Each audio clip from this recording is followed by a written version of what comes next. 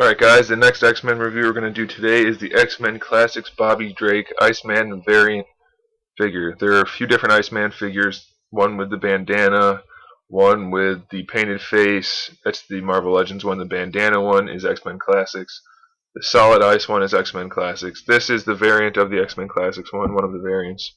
And he comes with his little ice scooter, which is okay. It's got wheels on the bottom, and you can stick his hands in there and foot pegs on there. Semi-translucent, nice ice paint on there, nice white dry brush type paint. So really cool base. The figure itself has become considerably popular in recently, but it's not really that great of a figure. I mean, it's my favorite Iceman figure just because it's got that blue and white outfit with the head showing. It's not just solid clear blue plastic, so I really like it, but it definitely has some problems. The head sculpt and paintwork is really nice. I like that a lot. I like the red X logo on his chest. That all looks really good. But the blue has some kind of like nice texture work on it, so I really like that too. It's a nice, cool looking blue color, and the texture is really nice. But the white is just really, really sloppy. I did buy this used, so it's not completely mint. If you buy one on card, get ready to spend a lot. Obviously, don't pay the $500 that some of them are going for, but even still, even if you don't get a $500 one, they're really expensive. So you're going to have to settle like I did for a used one. This one is a little bit beat up, but most of it is from the factory because I have had one that wasn't beat up at all. I knew the guy that owned it, and I got it from him basically fresh out of the card, and it was still pretty beat up. The elbow pegs are skin colored, so the paint chips off of that. There's a really good example. So that doesn't look good. The white's really not painted well at all throughout the figure. Other than that, though, it is decent. It has good articulation. He's got the regular ball joint on top of that extra joint, which I don't like, but it's there.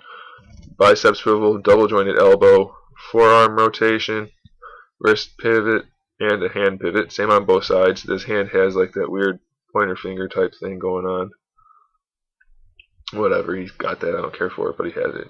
Ab crunch there, waist twist there, regular ball jointed hips, thigh swivel, double jointed knee, shin swivel, ankle pivot, toe pivot, and no ankle rocker. So he's fairly articulated. Definitely a nice display figure. I do recommend you get him, even though it's not the best figure overall, but just make sure you don't pay too much just because people on eBay are crazy. Try to get a good deal on it. You will be happy with it if you get a good deal. If you spend a lot, you're going to be let down for sure because, like I said, it's really not the best figure in the world. It's just a cool figure. It is my favorite Iceman, but that's only because I don't really care for the other ones. And I really like the suit.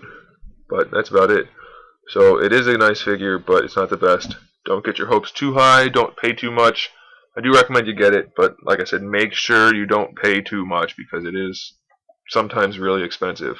I got this one for $40 because it's a little beat up. I don't mind paying $40 for it. Some people are paying $500 on the card, but still. So there you have it. Get it if you like it. If you don't, not a big deal. It's not a great figure. It's just a rare, popular figure because it's rarity. Alright. Got a couple more reviews coming. Look for those. And in the meantime, keep collecting.